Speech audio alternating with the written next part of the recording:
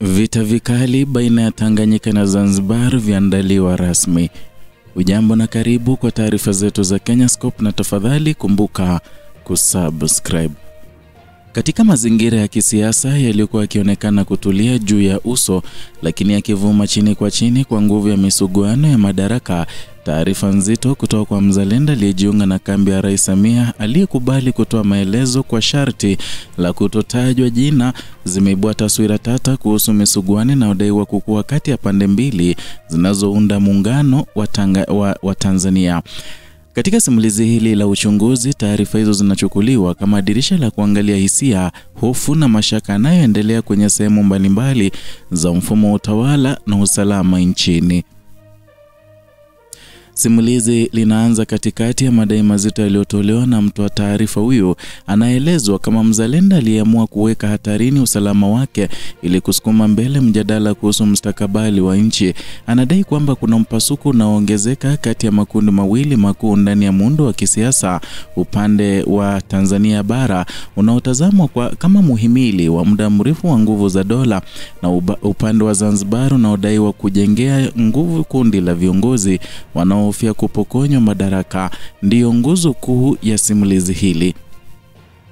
Kadri simulizi inavyofunguka, madai haya yanachora taswira ya mpango unaodaiwa kusukwa na baadhi ya watendaji kutoka Zanzibar ambao kulingana na mtoa taarifa umejipanga kulinda maslahi yao kwa kila njia iwapo watatolewa madarakani.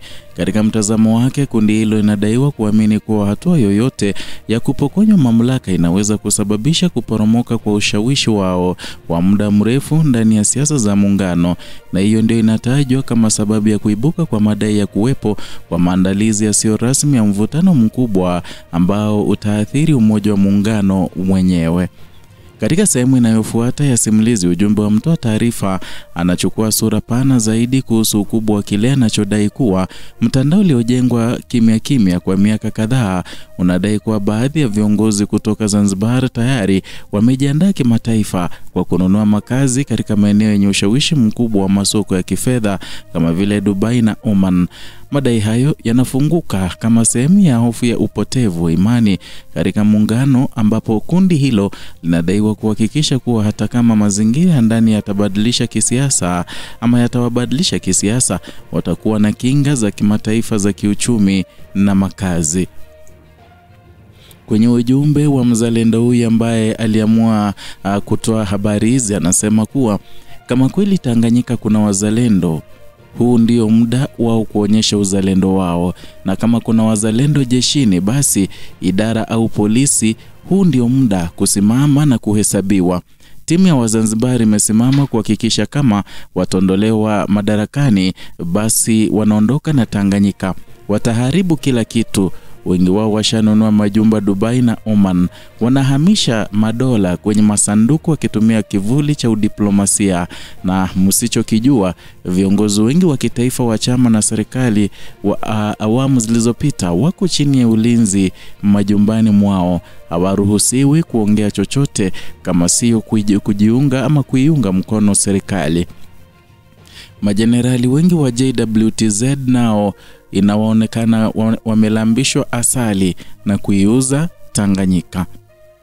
Ujumbe ambao ulitolewa na mzalendo huyu ambaye hakutaka jina lake litajwe kwa sababu za kiusalama, ila ujumbe wenyewe ulikuwa umebeba uzito sana kuhusiana na vita ambavyo vinaweza kuzuka katika muungano wa Jamhuri ya Tanzania, ambapo Tanganyika na Zanzibar watakuwa wanagongana ikiwa Samia Suluhu atang'olewa mamlakani. Simulizi inaendelea kujenga mazingira ya kuutisha kadri inavyochambua taarifa hizo kwamba madai ya kuhamishwa kwa fedha taslim kwa kutumia kivuli cha diplomasia na katika harakati zinazodaiwa kufanywa ili kuhakikisha kwamba rasilimali binafsi zinakuwa salama nje ya mpaka wa nchi.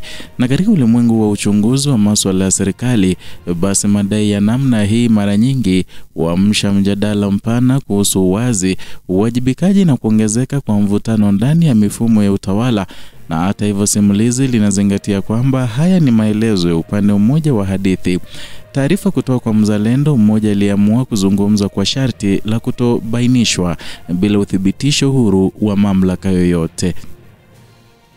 Katika hatua ya kati ya simulizi, hadithi ya mtu wa taarifa inahamia kwenye madai mazito zaidi kuhusu hatua zilizochukuliwa na baadhi ya mihimili ya usalama. Anaeleza kuwa viongozi kadhaa wa kitaifa waliowahi kushika nafasi muhimu katika serikali za nyuma wanadaiwa kuwekwa chini ya ulinzi wa karibu majumbani mwao, na kulingana na maelezo yake wanazingirwa na ukimya uliojaa shinikizo, wakiishi katika hali ambayo inawaruhusu tu kuonya ama kuonyesha uungwaji mkono wa serikali ya sasa. Madai haya, iwapo yangekuwa na uthibitisho wa moja kwa moja, yangekuwa na uzito wa kiusalama na kisiasa usio wa kawaida. Lakini simulizi hili linaendelea kwa uangalifu, likiwasilisha tu madai kama taarifa kutoka kwa mtu wa habari bila kuyageuza kuwa ukweli uliothibitishwa.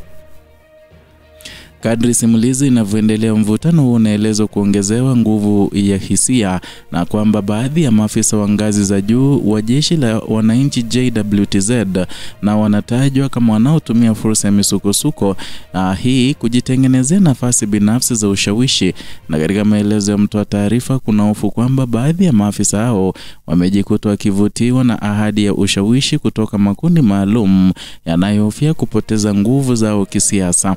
Kulingana na mtazamo wake, hii inazidisha wazo la kwamba kulikuwa na mazingira ya kujengeka kwa mpasuko mpana zaidi ndani ya muhimili wa usalama wa taifa. Na katika sura hii kubwa ya simulizi, hisia zinazotawala si tu za uthibitisho wa tukio fulani maalum, bali za hofu iliyojengeka ndani ya mifumo ya utawala na mashirika ya usalama. Ni hadithi ya hali ya tahadhari ya watu wanaoishi kuwa mizani ya nguvu inaweza kubadilika kwa ghafla, na ya raia wanaotafuta majibu kwenye ukimya mkali ulioenea kwenye taasisi za dola. Ndani ya muktadha huo, simulizi inaloonyesha picha ya taifa linalotembea kwenye mstari mwembamba kati ya utulivu wa muundo wa muungano na mvutano wa kisiasa unaweza kutafsiriwa vibaya na makundi ya ndani. Na katika sehemu za mwisho za simulizi, hadithi ya mtu wa taarifa inarejea kwenye mwito wake wa uzalendo. Anasema kwamba kama kweli hoja hizi zina ukweli wowote, basi huu ndio wakati wa wale anaowaita wazalendo wa Tanganyika. Na ndani ya jeshi, idara ya upelelezi, polisi na taasisi za kiraia kusimama na kuhakikisha usalama wa taifa na muungano unalindwa. Lakini simulizi hili kwa mtazamo wa kihabari linafanya kazi ya kuweka mwito huo ndani ya muktadha umoja wa kitaifa, likisisitiza kwamba hatua kama hizo hazipaswi tu kueleweka kama wito wa mgawanyiko, bali kama hitaji la kuhakikisha kwa maslahi ya wananchi wote yanatangulizwa mbele kwa mapambano ya makundi ya kisiasa. Na kadri makala haya yanapofikia mwisho, simulizi linaweka bayana kuwa hadithi hii ni mwonekano wa sauti za hofu, kilio cha mtu aliyeamua kuzungumza kutoka ndani ya mfumo, na maoni yanayojengwa juu ya kile alichokiona kama tishio linaloweza kutokea iwapo misuguano hii haitashughulikiwa kwa busara. Ni hadithi inayofungua mjadala mpana kuhusu namna taarifa za ndani ya dola zinavyoweza kuchangia mijadala ya kitaifa, lakini pia namna zinavyoweza kuchochea hofu zisizohitajika iwapo hazitachakatwa kwa umakini. Ndio hayo tuliokuandalia siku hii ya leo kutoka hapa Kenyascope, channel yako pendwa ambayo inakuletea taarifa hizi pamoja na zingine kwa kina. Zidi kutupa support yako kwa kusubscribe, kulike na kushare video zetu, na vile vile kuwa wa kwanza kupokea taarifa hizi kwa kugonga alama ya kengele.